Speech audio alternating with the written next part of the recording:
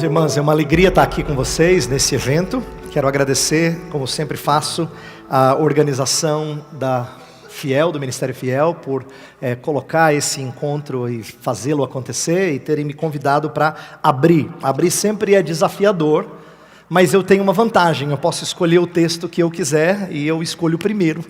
Então eu escolhi o texto da conferência. Eu vou pregar em Colossenses capítulo 2. Então, por favor, abra sua Bíblia em Colossenses 2. Nós vamos ler versos 1 a 5. E depois vamos ponderar sobre o que Paulo tem a nos ensinar nessa passagem.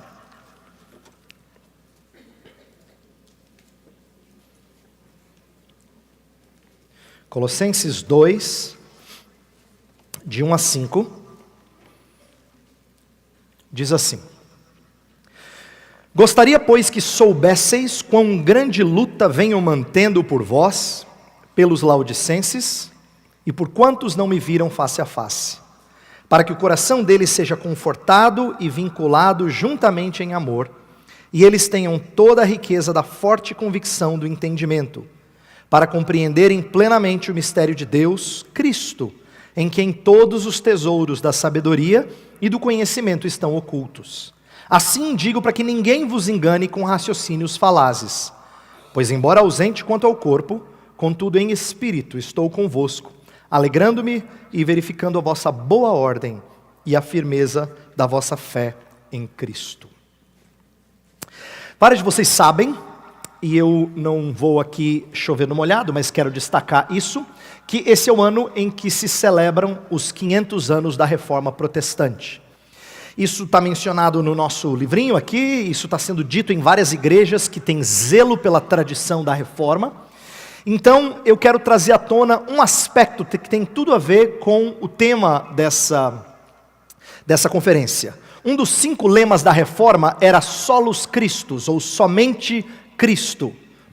E Solus Christus significava algumas coisas específicas lá no século XVI, mas que eu acho que tem aplicabilidade para o que Paulo vai dizer em Colossenses e para nós hoje. No século XVI, a grande questão era o que a Igreja Católica Romana havia trazido em termos de mediação, isto é, como é que nós conseguimos nos achegar a Deus. E por conta do seu entendimento não só de Maria, mas dos sacerdotes, como eles eram necessários intermediadores dos fiéis, entre os fiéis e Deus, então os reformadores entenderam que a mediação de Cristo somente estava sendo danificada. Então era uma briga para entender a mediação de Cristo. Uma outra coisa ligada ao só Cristo, ou Cristo somente, era a questão dos méritos. Os méritos que deviam ser de Cristo somente, na teologia católica romana, era mencionado méritos de outras fontes. Então falavam-se dos méritos dos santos, que eram usados para acrescentar e de alguma maneira livrar aqueles que não têm muito mérito de coisa pior. É daí que surgiu as famosas indulgências, que vinham dentro de um contexto de penitência, em que você investia, eu vou usar uma linguagem que talvez vocês entendam melhor. Você investe no reino de Deus e Deus te abençoa. Uma linguagem bonita, não é? Era isso que acontecia. Era investimento no reino, porque esse dinheiro estava sendo usado para a construção da Basílica de São Pedro, lá em o que hoje é o Vaticano, em Roma, na região de Roma ali. E portanto, essas indulgências, não só naquele contexto específico de Lutero, mas em geral estavam se tornando alvo de controvérsia. Então, quando Martinho Lutero rebate a prática das indulgências, quando os reformadores falam de Solus Christus, ou somente a Cristo, eles estão querendo falar da preeminência de Jesus, do fato de Jesus ser suficiente, de ser primaz, de ser maioral sobre todos e não ser apenas mais uma medida espiritual nas nossas vidas. É parecido com a chamada parábola da pérola de grande valor. Você deve lembrar dessa passagem. Uma das coisas que mais chama a minha atenção nessa passagem é que assim, havia um homem que colecionava pérolas. Aí ele encontra uma pérola de grande valor. O que ele faz? Ele vende tudo, inclusive as outras pérolas. Mas ninguém é colecionador se você só tem uma. Mas é que toda a identidade dele é transformada porque ele encontrou algo que vale mais do que toda a coleção que ele tinha. É isso que a reforma queria dizer quando falava da pérola de grande valor. E Paulo entendeu isso, porque Paulo, na sua conversão, disse que ele tinha muitos méritos, mas ele considerou tudo como perda, a fim de conhecer a Cristo, a fim de conseguir a Cristo. Está lá em Filipenses capítulo 3. Então, o lema da reforma, Solus Christus, é mais do que só acertar na teologia. Quando você pensar assim, esses lemas da reforma, esse pessoal que está falando dos solas da reforma, não pense só em teologia certa. Como eu vou tentar mostrar aqui hoje, teologia certa influencia a maneira como a gente se conduz, como a gente vive. Então era mais do que só acertar na teologia, é prezar Cristo mais do que tudo. E a carta de Colossenses tem tudo a ver com isso. Colossenses está relacionado a esse propósito de exaltar a suficiência de Cristo contra todo tipo de ensino que queria acrescentar alguma coisa a Jesus. Então, Colossenses gira em torno de um problema que eu vou explicar melhor daqui a pouco, que somava outras coisas a Cristo. Era como se Cristo fosse muito bom, mas se você pudesse acrescentar algumas coisinhas a mais, ia ficar melhor ainda. E Paulo escreve então Colossenses para mostrar como esse é um perigo enorme. Então o nosso texto básico em especial, esse que eu escolhi, que é o texto selecionado para a conferência, ele mostra um Paulo preocupado com pessoas que ele nunca havia visto. Essa é uma coisa muito interessante, mas que ele tinha um grande vínculo com ele. Você já teve esse tipo de coisa? Gente que você nunca viu, gente que você não conhece, mas você tem um amor especial por essa pessoa. Paulo vai demonstrar esse tipo de relacionamento aqui. Revela que o desejo que move Paulo a ter tanto zelo, o texto mostra que Paulo tem tanto zelo por uma igreja desconhecida, por causa do seu amor por Cristo. Em outras palavras, porque Cristo é o seu tesouro maior, é que ele se move, ou ele é movido a desgastar-se pelas igrejas. Então o nosso texto vai falar do que é uma vida rica em Jesus Cristo. Vai falar da vida em Cristo como sendo de grande riqueza, e como isso promove cuidados específicos para com o próximo. Então eu quero falar de duas coisas basicamente hoje. Primeiro, o que é esse zelo por outros, movido pelo tesouro maior?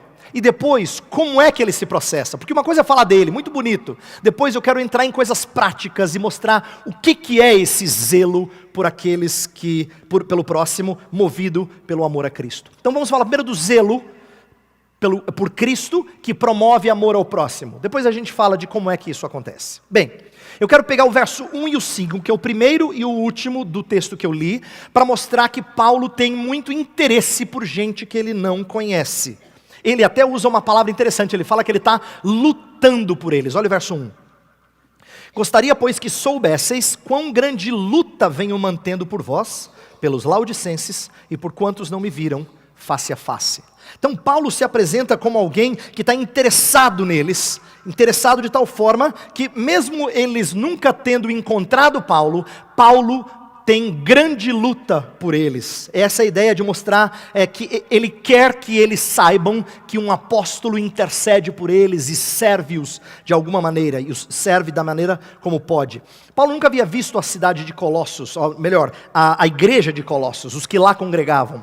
É possível que ele tenha passado por essa cidade, mas a maioria dos estudiosos diz que provavelmente foi alguém que aprendeu o evangelho de Paulo em outro lugar, que plantou a igreja lá. Possivelmente um homem chamado Epáfras, que é mencionado nessa carta como uma espécie de líder pastor da igreja de Colossos. Então, tanto a igreja de Colossos como a cidade vizinha, a Laodiceia, tinham igrejas que Paulo não conhecia, por isso que ele escreve uma carta para os colossenses, e ele escreve uma carta para os laodicenses. A gente não tem essa carta, mas ele menciona ela no final de Colossenses e diz, troquem as cartas, para que vocês sejam encorajados pelo que eu disse para uma igreja e pelo que eu disse para outra igreja. Então Paulo está interessado, ele está interessado nessas igrejas espalhadas pelo Império Romano, que ele não conhecia, mas que ele recebia notícia delas.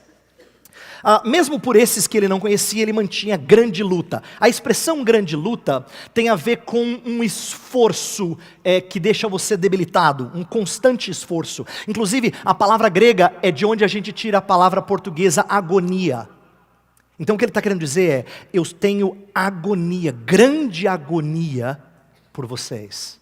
Eu sofro muito por causa de vocês, grande agonia, grande esforço. Ele já havia mencionado essa palavra e essa ideia no versículo 29 do capítulo 1. Se você der uma olhada na sua Bíblia, ele fala assim: para isso é que eu também me afadigo, esforçando-me o mais possível, segundo a sua eficácia que opera eficientemente em mim. Veja que ele se afadiga, esforçando-se o mais possível. E essa é a ideia de que ele fazia esse esforço enorme em prol da igreja de Cristo espalhado. E agora ele está dizendo para os colossenses, dizendo assim, ó, eu não só faço isso pela igreja de uma maneira geral, eu faço especificamente por vocês. É legal quando a gente dá nome e direciona as pessoas, mostra o carinho que nós temos por elas. Eu não só amo a igreja, eu amo vocês. É isso que ele está querendo dizer. O meu esforço é por vocês especificamente.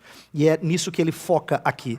E o desgaste do qual ele fala é um desgaste próprio de guerra, de luta. Por isso que a tradução da expressão agona, de onde a gente tira agonia, por luta, ela é apropriada. Até porque no contexto Paulo vai usar termos militares, então ele está numa luta mesmo. Ele está numa guerra. E o que me espanta é o seguinte: Paulo entrar numa guerra por gente que ele não conhece. Tudo bem, escrever uma carta, escrever um e-mail, né, um zap assim, a gente consegue. Mas entrar numa guerra, a linguagem é mais forte, sabe? A gente não entra numa guerra a não ser por alguma coisa que a gente preza muito. Mas eu quero chamar a atenção de maneiras como a gente pode pensar em mostrar amor por pessoas desconhecidas, para depois a gente pensar um pouquinho mais sério sobre o que Paulo está falando. Eu acho que tem vezes em que você faz isso, e tem vezes que você não faz, mas poderia fazer. Mostrar amor por pessoas desconhecidas. Eu aprendi com o meu pai a orar por gente que não existe. É verdade. Você fala assim, hã? Ele fala assim, filho, eu orava por vocês quando vocês ainda não eram nem projeto. E eu entendi isso, foi por isso que eu aprendi desde moço a orar pela esposa que eu não conhecia. E a ideia de orar pela esposa que eu não tenho, ou no caso de vocês que não são casadas pelo marido que eu não tenho, pelos filhos que eu não tenho, ou pelos netos que ainda não vieram, é uma maneira da gente mostrar amor por gente que ainda não está aqui. Você talvez já tenha experimentado isso. Se você já experimentou isso, você pega um gostinho do que é sentir amor por gente desconhecida. Tão desconhecida que nem existe. Não é? Mas você já consegue ter amor. Mas pense em outras coisas. Pense em relacionar-se com mães dos amigos dos seus filhos da escola. Por quê? Porque ela é gente boa? Não. Porque ela precisa ouvir de Cristo Jesus.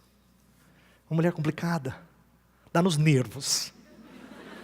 Mas eu preciso me relacionar com ela, porque ela precisa ouvir de Cristo.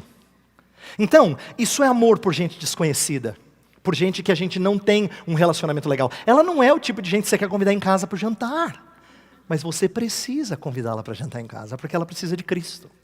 Ela é uma mulher desesperada sem Cristo, ansiedade lá em cima, preocupação e temores aos montes, porque ela não tem segurança, ela precisa conhecer a Cristo. Isso é amar gente que a gente não conhece e com quem a gente não tem um relacionamento prévio. Pense em hospitalidade por pessoas que não são próximas. Talvez algumas de vocês são hospitaleiras e isso é muito bom. Mas é uma delícia ser hospitaleiro para com amigo, amiga. É uma delícia. Agora, hospitalidade para gente que a gente não conhece não é a mesma coisa. Mas isso é amor por gente que a gente não conhece.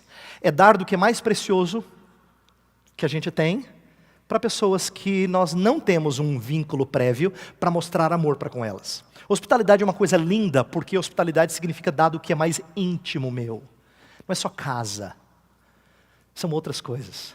São quando as coisas que são próximas minhas, elas estão à disposição para você usar. Mas você nem me conhece, exatamente. Hospitalidade para com pessoas que não são próximas. Essa é uma maneira da gente mostrar amor por pessoas desconhecidas. Mas eu não quero só dar exemplos do que nós podemos fazer, mas o que move Paulo a lutar por gente que não era conhecida? E aqui que eu quero agora explicar um pouquinho do que está acontecendo em Colossenses, né? Na carta como um todo. Paulo está preocupado com a glória de Cristo, porque ela está em jogo nessa história toda. Quando Paulo escreve essa carta, ele recebeu informação. Aquele Epáfras que eu mencionei antes, o líder da igreja, ele viaja provavelmente cerca de 1.500 quilômetros para encontrar Paulo numa prisão em Roma, e lá ele diz, olha, a igreja de Colossos está em grande perigo. Paulo, você tem que nos ajudar. Você tem que nos ajudar. Ele está indo pedindo socorro para um apóstolo que tem autoridade mais mais contundente, além do que conhece as Escrituras de forma profunda e poderia ajudar mostrando os perigos. Então Epáfras vem narrando essas coisas e ele fala de falsos mestres que provavelmente ensinavam coisas a serem acrescentadas ao cristianismo. Quando eu falo provavelmente, eu quero que você entenda uma coisa. Quando o pastor chega aqui na frente e ele fala assim, então, o contexto de Colossenses era o seguinte, havia isso, isso e isso. Você pergunta assim, como é que ele sabe?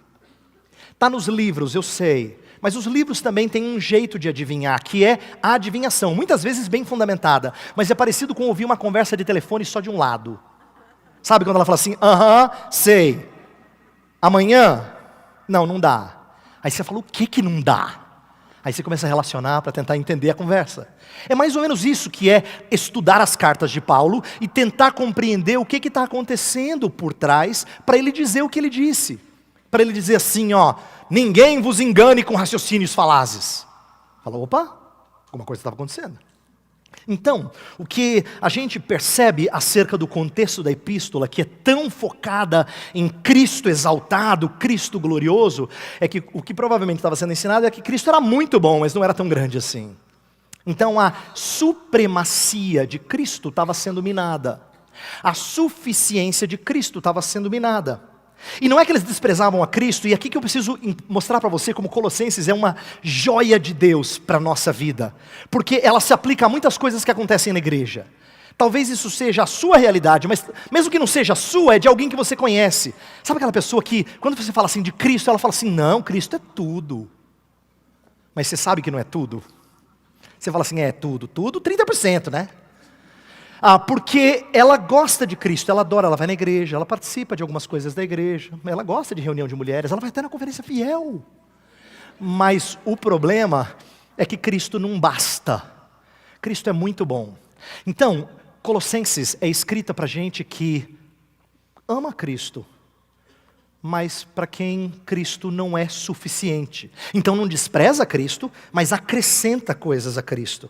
Era como se você tivesse Cristo e mais alguma coisa, era melhor. E o que Paulo vai mostrar é que Cristo mais alguma coisa não tem Cristo. Acabou. Cristo mais alguma coisa é anular tudo aquilo que Cristo faz. Então, o que Paulo faz? Ele escreve uma carta, horas. Ele não podia estar lá, não é? Então ele escreve uma carta. Ele não podia fazer nada com o seu próprio corpo, porque estava preso, mas ele faria o que estivesse ao seu alcance. E o que estava ao seu alcance era escrever, era orar por eles. E essa era a forma de demonstrar amor. Por isso que ele começa esse trecho dizendo, eu queria que vocês soubessem que eu luto por vocês. Ele está tentando demonstrar amor. É como se ele fosse um general à distância. Inclusive essa é a linguagem que passa para a gente do versículo 5. Olha só o 5. Pois embora ausente quanto ao corpo, contudo em espírito estou convosco, alegrando-me e verificando a vossa boa ordem e a firmeza da vossa fé em Cristo. Então ele está à distância, ele não está lá presente corporalmente, mas ele está em espírito. E ele está alegre com algumas coisas. E ele usa aqui termos militares, por isso que eu falei que ele parece um general à distância. E que luta é uma tradução apropriada para essa palavra que significa esforço, sofrimento, agonia. Porque ele fala que ele está ausente, mas ele quer saber o estado da igreja. E ele está alegre por algumas coisas. 2 termos militares que ele usa. Ele fala assim, que vocês estou convosco alegrando-me e verificando a vossa boa ordem.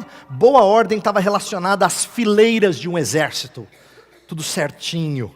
Na hora que mostrava a marchar ou avançar rumo a um ataque. Ou defendendo-se de algum ataque. O outro termo é a firmeza da vossa fé em Cristo. A palavra firmeza tem a ver com uma linha de frente firme. Em tempos de batalha, naquele tempo lá, você ganhava uma batalha quando a linha de frente aguentava mais. Quando na hora de avançar, ela não tinha que recuar. Se a linha de frente aguentasse mais, havia um avanço significativo. Então ele usa termos militares para dizer assim, eu luto e eu quero que vocês lutem também. Eu estou aqui encorajando vocês nessa caminhada cristã. Encorajando vocês a terem boa ordem e firmeza em Cristo. A passagem termina com a ênfase em Cristo, como sendo o foco. Então, claro, Paulo não faz nenhum esforço físico por eles, mas ele tinha maneiras de lutar por eles. Uma eu já mencionei, mas eu quero falar de outra. Ele lutava pelo menos de duas formas, por cartas e por orações. E aqui isso fica explícito na própria epístola aos Colossenses e em outros lugares. Deixa eu falar primeiro de cartas. Carta era a maneira de Paulo tentar resolver problemas das igrejas e encorajar os crentes a se manterem firmes na fé em Cristo. Esse era um dos propósitos principais das suas epístolas. E não foi diferente com essa carta para os Colossenses, como outras cartas que ele escreveu. Então, é interessante que a gente leia esses textos aqui e se esqueça de que eles são cartas. A gente fala é Bíblia, e é Bíblia, mas ela tinha um gênero literário específico. Era uma carta de alguém que ouviu falar de notícia e escreveu para dar um alerta ou para trazer algum consolo. E Paulo fazia isso. Na verdade, eu não sei se Paulo tinha noção do impacto que ele iria causar escrevendo essas cartas, não é? Um homem preso, muitas vezes limitado de fazer o que ele queria fazer.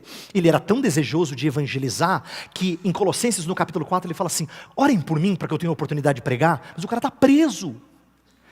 Ele não tinha condições de sair, mas ele estava numa prisão domiciliar, então ele tinha condições de receber gente. O que ele quer é que Deus traga gente para cá, para eu falar de Cristo. E Deus fez isso algumas vezes. Por exemplo, teve um escravo chamado Onésimo, que ele gerou entre algemas. Então Deus deu essa alegria a ele algumas vezes. Mas eu acho que mais do que isso, Paulo deu para ele, ou Deus deu para Paulo, uma pena e papiro. Disse assim, edifica a igreja, Paulo. Edifica a igreja. E ele escreveu. E o que a gente tem hoje que enche o nosso coração de alegria foi aquilo que o Espírito de Deus fez, quando ele, ou um amanuense dele, escrevia essas coisas. Então carta era uma das formas, a outra forma era oração. Paulo orava por eles, e ele explicita isso no capítulo 1, verso 9. E eu gosto muito das orações de Paulo. Veja só, verso 9. Por esta razão também nós, desde o dia em que o ouvimos, não cessamos de orar por vós e de pedir que transbordeis de pleno conhecimento da sua vontade, em toda sabedoria e entendimento espiritual. Esse tipo de oração não é feita só por Paulo. No capítulo 4 ele fala que Epáfras também se esforça em oração pela igreja de Colossos. Então, o que Paulo está fazendo? Ele está fazendo o que é possível. Ele não pode estar lá, ele não pode ensiná-los, ele não pode alertá-los presencialmente. O que ele pode fazer? Escrever uma carta, pedir que ela chegue com segurança e orar por eles.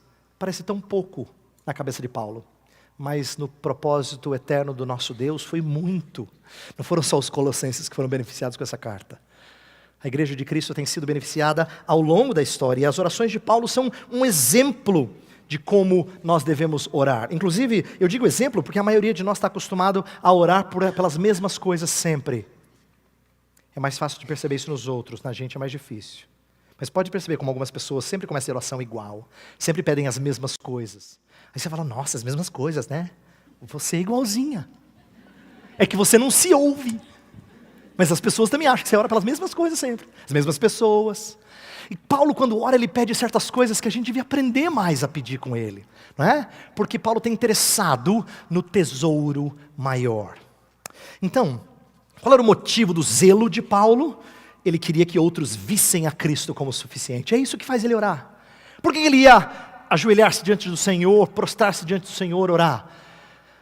Ele queria que Deus desse amor por Cristo às pessoas. Então eu pergunto a você, o que leva você a lutar? Ou, para usar a palavra grega, agonizar. O que causa agonia em você? O que recebe o seu maior esforço? Pensa um pouquinho. Eu digo por que eu faço essas perguntas. Nossos esforços revelam o nosso tesouro. É muito bonito colocar no capinha do livro Cristo, nosso maior tesouro. Mas nossos esforços revelam o nosso maior tesouro. Aquilo que ocupa a nossa mente revela o nosso maior tesouro. O que ocupa nossas afeições, o que faz a gente sonhar acordado, o que deixa a gente preocupado, isso revela o nosso maior tesouro. E eu quero que a gente aprenda com o apóstolo Paulo sobre o amor a Deus. Inclusive, o amor a Deus não deve ser nunca dicotomizado do amor ao próximo. É importante que eu diga isso. Parece simples, mas tem pessoas que não entendem isso. O que eu quero dizer é o seguinte: quando você é uma mulher que é devotada ao Senhor Jesus Cristo e que quer servir as pessoas na igreja, isso nunca deveria atrapalhar o cuidado da sua família, por exemplo. Nunca. Amor a Deus nunca deveria ser contraditório de amor ao próximo. Eu estava falando a alguns jovens, alguns dias atrás, sobre como teólogos medievais como Tomás de Aquino achavam que amor a Deus envolvia uma vida contemplativa, uma vida de devoção, de pensar em Jesus, de gastar tempo em jejum e oração. E o amor ao próximo envolvia sujar as mãos nesse mundo mal e servir as pessoas e atender às suas necessidades. Qual era o problema na mente de Tomás de Aquino? É que um parece que puxava para um lado e o outro puxava para o outro. Então você tinha que fazer uma escolha entre amar a Deus e amar o próximo. As duas coisas eram importantes, mas se você tinha que gastar mais tempo com uma, era com uma vida separada de tudo e de todos para dedicar a Deus. Esse entendimento não é bíblico, mas tem mulher que acha que é. É por isso que algumas escapam de casa quantas vezes podem para poder estar na igreja, porque em casa é um inferno. Mas é verdade isso. E às vezes essa busca é deixar de amar o próximo em nome de amor a Deus. Biblicamente isso não combina. Amor a Deus nunca é contrário a amor ao próximo. Devoção a Deus que nos afasta de pessoas é completamente egocêntrico e utilitarista. Por quê? Porque nos afasta dos problemas gerados por pessoas. A gente não quer estar junto com gente que é problemática. Por isso que a gente se dedica a certas coisas. Mas tem o contrário também. Tem pessoas que falam, não pastor, graças a Deus eu amo estar com a minha família. E talvez você ame demais. Eu digo por quê? Porque isso ocupa tanto a nossa mente que a gente se esquece da devoção ao Senhor. E aí de novo você tem um amor para com a sua família que é egocêntrico e utilitarista. Por quê? Porque quando a sua família te satisfaz, então você encontrou satisfação independente do seu Criador. Isso é muito sério. Quando a gente passa quase todo o tempo da nossa vida com as pessoas que nós amamos e um pouquinho com o Senhor e você está alegre, sua alegria está muito doentia, entendeu? Está doentia, porque é egocêntrico, é utilitarista esse amor. Amor a Deus e amor ao próximo não são duas coisas excludentes, por isso que são chamados de os dois grandes mandamentos, eles têm que estar entrelaçados o tempo todo. Bem, até agora eu falei de como zelo por Cristo como nosso maior tesouro deve nos levar a cuidar de pessoas, a atender pessoas, a orar e escrever cartas e cuidar de gente, mesmo quando a gente não os conhece. Mas eu quero gastar o resto da minha mensagem falando sobre como é que isso acontece. Por que nós lutamos, ou pelo que lutamos, melhor dizendo. O que significa nos esforçar para que Cristo seja o nosso maior tesouro? E aí eu vou pegar a parte central do nosso texto, versos 2 a 4, e ali que tem algumas coisas preciosas para a gente ponderar. Primeiro, eu quero destacar que, se você gosta de anotar, e eu vejo vários de vocês anotando, eu posso destacar 2 anseios e 2 propósitos na luta de Paulo, tá? Eu vou falar de 2 anseios e depois de 2 propósitos. Os 2 anseios são pedidos de oração incomuns, muito belos. Gostaria que a gente orasse mais assim. Mas não são muito comuns, por isso que eu vou destacá-los como importantes. E os 2 propósitos são complementares. Um é positivo e o outro negativo. Então vamos começar com os anseios, depois a gente fala dos propósitos, tá? Então, os 2 anseios que são pedidos, né? Estão no verso 2, dá uma olhada. Verso 2 diz assim: para que o coração deles seja confortado e vinculado juntamente em amor, e eles tenham toda a riqueza da forte convicção do entendimento. Até aí. Então, o que Paulo queria? Paulo lutava em favor dos colossenses e também dos laodicenses, que ele menciona no primeiro verso, a fim de que eles fossem marcados por 2 posturas, são os 2 anseios dele. A primeira delas é horizontal, o primeiro anseio é horizontal e o segundo é vertical. O primeiro tem a ver com nosso relacionamento com o próximo. Ele fala assim, para que o coração dele seja confortado e vinculado juntamente em amor. Paulo queria que a igreja de Colossos fosse marcada por unidade. O coração deles fosse encorajado, fortalecido, e o amor fosse o vínculo que os unisse. Dá uma olhada no capítulo 3, verso 14. Ele fala assim: acima de tudo isto, porém, esteja o amor, que é o vínculo da perfeição. Agora, presta atenção, até agora Paulo está falando de amar as pessoas, e eu disse que havia um perigo em termos de falso ensino lá em Colossos. O que amar o próximo ou serem unidos tem a ver? E aí que é importante a gente falar dessa unidade. Paulo entende que quanto mais a igreja aprende a lutar conjuntamente, mais forte ela é. Então, quando a gente ouvia desde pequeno que união faz a força, propaganda de açúcar, é para a gente lembrar que a união às vezes promove coisas muito ruins.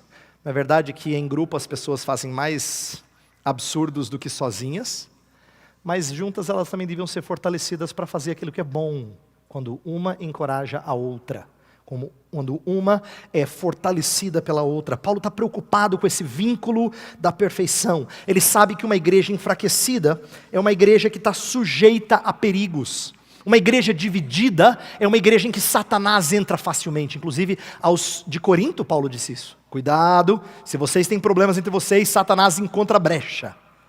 Ele sabe atuar quando não existe unidade. Então, quando ele fala de um coração fortalecido para que eles sejam unidos, vinculados em amor, é porque ele sabe que essa unidade em amor é fundamental para resistir a perigos do maligno.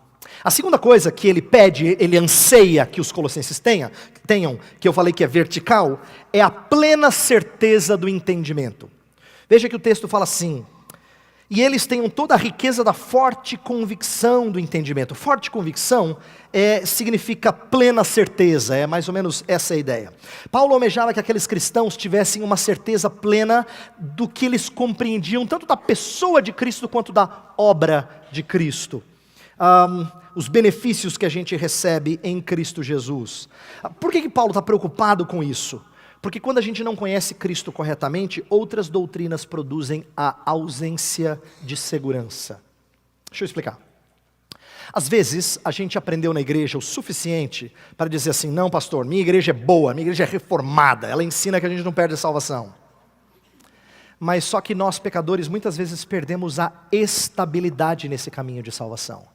É por isso que homens sábios do passado falavam de nós não perdermos a salvação, mas ainda assim nós perdermos a convicção ou a plena certeza, passarmos por noites escuras na nossa vida.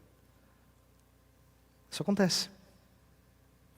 E algumas de vocês já passaram, né? Alguns de nós já passamos por isso.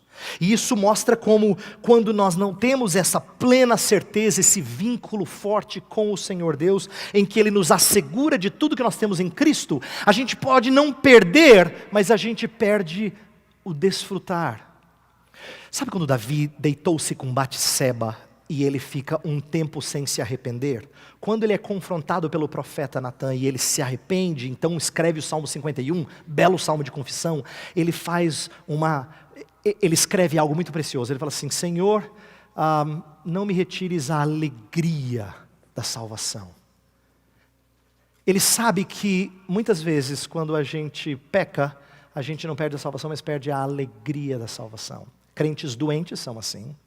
E é por isso que Paulo está preocupado que eles tenham um bom relacionamento com o próximo, mas que eles tenham plena convicção, a plena certeza no seu relacionamento com Deus. E por que ele quer isso? Porque ele diz: olha, em Cristo vocês têm tesouros. Então ele usa uma palavra rara nas suas cartas, mas preciosa, inclusive, para o nosso tema nessa conferência. Quando ele fala que, para compreenderem plenamente o mistério de Deus, Cristo, em quem todos os tesouros da sabedoria e do conhecimento estão ocultos. Aqui, oculto não é escondido. Não é ideia de brincar, de achar tesouro, que nem criança gosta de fazer. Tem a ver com depositado, armazenado, assegurado. Então pensa assim: quando você e eu lutamos e passando por aquelas noites escuras da alma, o texto nos ensina que existem tesouros que nos foram assegurados. E eles estão lá. Pena que a gente nem sempre lança a mão deles. Mas eles estão lá, guardados, depositados, armazenados em Cristo Jesus. Bem, então esses são os dois anseios. Primeiro, a unidade em amor, que é horizontal, e a plena certeza do entendimento, que é vertical. Mas para quê? Para que essas duas coisas são importantes? Quais os propósitos? Agora vem os dois propósitos, tá? O primeiro é um propósito positivo, depois eu falo do negativo. O propósito positivo está no finalzinho do verso 2. Fala assim: para compreenderem plenamente o mistério de Deus, Cristo. O que ele quer? Simples, uma palavra: crescimento. Crescimento. Às vezes a gente, principalmente as mulheres são boas nisso, então eu vou falar com vocês. A gente quer que os nossos filhos não cresçam, eles são muito bonitinhos, pequenininhos. Mas leva para o pediatra para você ver se ele vai achar bom. Quando o bebê está pequeno, não é? Quando a criança não está na altura ou no peso que tinha que estar, vai dizer, mãe, você está fazendo a criança passar fome, mãe. Aí você leva aquele sabão. Não, é que ela não gosta de comer, doutor. Porque a gente sabe que não crescer é sinônimo de falta de saúde. E espiritualmente é igual. Paulo quer que eles cresçam. E aqui então vem um alerta para algumas de vocês. Eu me alegro muito de vocês estarem aqui, mesmo. E rogo a Deus que o anseio de crescer esteja aqui. Mas a verdade é que tem muitas mulheres presentes em igrejas que ficam estagnadas e não estão muito preocupadas em estagnarem-se. Não estão muito preocupadas. Elas amam a Jesus, mas elas não estão ansiando crescimento, desejando crescimento. E Paulo aqui sabe que é necessário crescer, senão a gente é criança balançada de um lado para o outro, senão a gente não tem firmeza. Então Paulo está pedindo que eles tenham plena convicção e unidade uns com os outros, para que eles cresçam no conceito de Jesus Cristo. Olha que curioso. Paulo está dizendo uma coisa que nem sempre a gente percebe. Quando a gente tem maior união com os outros, isto é, quando o nosso vínculo com irmãos na fé é mais forte, e quando o nosso relacionamento com Deus está mais fortalecido, nós conhecemos Cristo melhor. Você fala assim, claro, pastor, mas a maioria de nós não está acostumada a perceber que nós enxergamos Cristo mais quando a gente convive com outros. Porque para muita gente nós aprendemos assim, e na igreja é importante, viu? Mas se você não tiver o seu momento especial lá com o Senhor Deus, você não cresce. Eu sei o que eles estão querendo dizer, a importância de nossa devoção privada.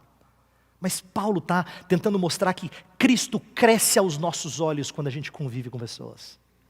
Cresce aos nossos olhos.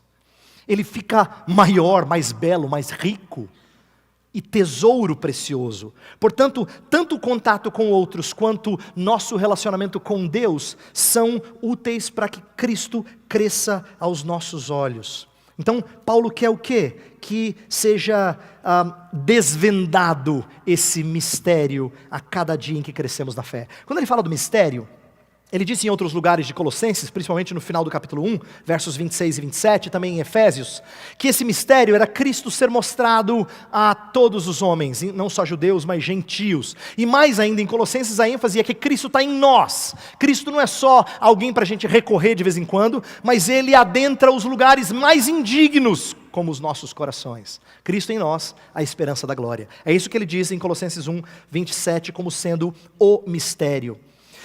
E aí ele fala que esse mistério já foi revelado. Então por que ele diz que nós temos que compreender plenamente o mistério de Deus Cristo? Porque embora eu possa dizer para você o que é o mistério, vai levar um tempo para você entender o mistério. Às vezes a gente tem desses momentos. Momentos em que a gente sente que alguma coisa ganha um sentido mais profundo. Ela ganha um significado maior.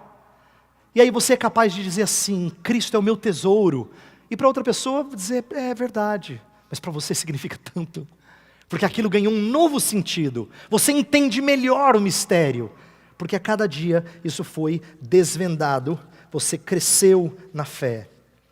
Então, Paulo está preocupado aqui com essa ideia da gente explorar mais. Um autor que eu li, ele fala muito ele usa uma ilustração de que Cristo é uma rica mina que esconde uma riqueza de minerais preciosos. Você não precisa ir para outro lugar, você precisa cavar mais fundo. Precisa cavar mais fundo. É que você não conhece. Você fala assim, pessoal, vem cá ver a mina. É que você não entrou nos corredores subterrâneos dessa mina. Você foi em parte deles, mas você precisa ir mais fundo. Você não percebeu quanta coisa tem. É isso que Paulo quer. Ele quer que a gente cresça, que a gente deseje mais conhecer a Cristo. Essa é a ideia. E quando eu falo de crescer, de conhecer melhor a Cristo, então nós precisamos agora falar da outra coisa, que está relacionada. Mas se o crescimento é o propósito positivo, agora vem o propósito negativo, que é discernimento. Veja o que diz o versículo 4. Assim digo para que ninguém vos engane com raciocínios falazes. Se o primeiro crescimento Primeiro propósito. O segundo propósito é discernimento. Paulo não quer que outros enganem os de Colossos. E eu quero chamar a sua atenção para isso. Por quê? Porque aqui está algo em que muitas vezes nós nos mostramos infantis. Eu quero dizer o seguinte: às vezes nosso amor e nossa devoção pelo Senhor não é acompanhada de discernimento, então a gente bebe o que nos é dado. Eu costumo dizer que quando a gente está em situação de desespero, mas a gente não tem discernimento, a gente faz qualquer coisa que nos mandarem fazer. É igual mãe que está com um filho doente, e aí alguém fala assim: olha, se você der 3 pulinhos às 3 da tarde, atrás da porta, funciona. Aí ela tem vergonha, ela olha para um lado, olha para o outro e faz. Né? Por quê? O moleque está doente, não sara. Ela está tão desesperada que ela é vulnerável a qualquer tipo de ensino. Eu estou dando um exemplo radical, mas a gente já viu isso acontecer. A gente já viu pessoas fazerem as coisas mais loucas. Por quê? Porque elas querem alguma coisa mais do que tudo e nada está dando certo. Às vezes, em termos de espiritualidade, é assim. A gente gostaria que a nossa família fosse mais ordeira, sabe? Que os meus filhos honrassem mais a mim e ao meu marido. E aí a gente vai em conferências, a gente vai em busca de soluções, a gente quer que alguém nos dê o livro que vai resolver o nosso problema. Né? A gente quer ir naquele conselheiro que vai falar aquela palavra que você fala: não, agora resolveu tudo. A gente busca essas coisas. Nós somos românticos, a gente está atrás disso o tempo todo. E Paulo sabe que quando a gente está atrás desse jeito, e às vezes sem discernimento, nós somos isca perfeita para os raciocínios enganosos. Ele sabe disso. Por isso que em meio a toda a sua preocupação, ele fala assim: não se deixem enganar por raciocínios falazes. É como se a espiritualidade proposta pelos falsos mestres fosse um mistério oculto, uma espiritualidade superior, só eles têm. E Paulo está dizendo: não. Se você quer uma coisa oculta, que é mistério, isso já foi revelado a vocês, está em Cristo. Então busque a Cristo. Nele estão depositados todos os tesouros da sabedoria e do conhecimento. Então é como se Paulo estivesse dizendo: olha, vocês não precisam de mais nada, vocês só precisam de Cristo. Bem, estou dizendo isso tudo por quê? Porque às vezes a gente pensa em espiritualidade sem boa teologia. E a espiritualidade sem boa teologia é rasa, é sem raiz, e está fadada a ser enredada por falsos ensinos. Algumas de vocês, às vezes não conseguem achar tempo para ler um bom livro. Eu já vi essa reclamação de muitas mães: ai pastor, eu até queria ler mais, mas assim com os guri em casa tá difícil. Né? Com as coisas que eu tenho que fazer, o trabalho, a casa, as crianças, o marido, eu sei. Mas ainda que você não seja a teóloga, e eu não estou fazendo esse tipo de súplica, eu quero que você entenda o seguinte: que sua vida com Deus vai refletir os fundamentos que você tem. E se os seus fundamentos são ruins, quando tem tempestade, a casa abala. Por isso que a gente nunca pode falar de espiritualidade sem uma teologia sã, porque senão a gente está fadado a ser enganado por falsos ensinos. E é isso que Paulo quer, ele quer uma vida limpa. Paulo vai falar de um monte de coisa linda a partir do capítulo 3. Sobre relacionamento na luta contra o pecado, ele vai falar de relacionamento na igreja, ele vai falar de relacionamento entre marido e mulher, entre pais e filhos, entre senhores e servos, relacionamento com os de fora da igreja. Ele fala de tudo isso que tem a ver com vida cristã, mas antes disso ele precisa fincar você em Cristo como seu maior tesouro. Ele precisa fazer isso, porque ele sabe, se você não entender essa primeira parte, a segunda vai ser muito legal, prática, como eu gosto de palavra prática, pastor. Gosto assim quando alguém vem dar aquelas dicas, inclusive quando alguém fala assim, vou falar sobre educação de filhos, você está esperando aquela dica perfeita para você usar. Porque se alguém falar assim, que você tem que fazer que o seu filho ame e tenha Cristo como seu maior tesouro, você fala assim: eu já sabia essa. A gente quer aquela dica, né, prática, aquela que você fala assim: uau! Nossa, eu nunca tinha pensado nessa, vou comprar esse livro. A gente quer essas coisas. Você percebe como a gente está em busca de coisas que os colossenses também estavam. Eles queriam atalhos espirituais para resolver os seus problemas. É aí que você está mais sujeita a enganos. Entendeu? É aí que a gente está sujeito a enganos. E Paulo está falando: não, você tem tesouros que você não conhece em Cristo. Inclusive, uma das coisas que eu acho mais linda, e eu quero destacar isso à medida que eu encerro, é que quando Paulo, uma coisa que eu aprendi estudando esse texto, quando Paulo escreve esse trecho que a gente está estudando, em especial os versos 2 e 3, ele usa várias palavras que estão em Provérbios 2. dos versos 1 a 8, várias. Se você fosse fazer uma comparação, eu li pessoas que fizeram essa comparação entre o Antigo Testamento em grego, chamado Septuaginta, do capítulo 2 de Provérbios, e Colossenses 2, você começa a ver um monte de palavra igual, você fala assim, gente, o que é isso? Olha só, Paulo estava tão cheio da palavra, que o seu palavreado respingava a Escritura. O que saía da boca dele era Escritura o tempo todo. Então, ele estava tão cheio dessa palavra sapiencial de Provérbios, que quando ele recomenda coisas aos Colossenses, vem Escritura após Escritura da sua boca, da sua pena. Era o que eu gostaria que nós tivéssemos também. Ser cheio de sabedoria e de conhecimento significa que quando a gente fala, é como se a gente estivesse ouvindo a Bíblia. Já pensou que legal? Nossa, quando ela fala, parece que eu estou ouvindo a Bíblia. Isso significa que a gente está cheio. E Paulo falou disso em Colossenses. Habite ricamente em vós a palavra de Cristo. Ele era um exemplo disso. Ele não está falando essas coisas sem buscar essas coisas. Ele é um exemplo disso. Então eu termino perguntando a você algumas coisas, para você pensar.